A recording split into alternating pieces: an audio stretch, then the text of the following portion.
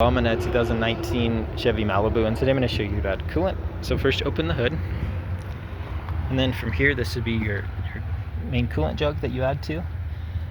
So from here, on the side, you'll see a max line and minimum lines. You don't want to fill all the way to the top. There's supposed to be some air gap, but to fill, you just unscrew this top. And do this all while the vehicle's off and cool down. You don't want to work with this system while it's hot, just because this is like a poisonous liquid that works under pressure and can get to a boil, so you don't want boiling poison to shoot onto you. But that said, and double check too your owner's manual or good online source that you've got the best type of coolant for your make and model, and typically you can want to match the color of coolant to what's in here already.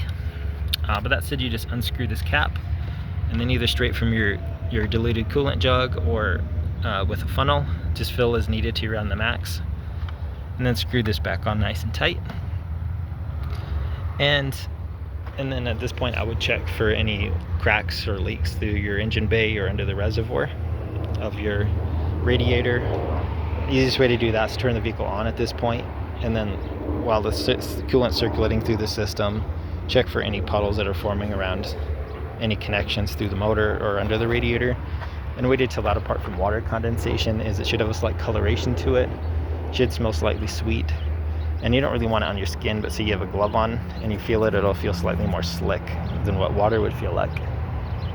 But that said, I hope this was helpful. Hope you have a wonderful day.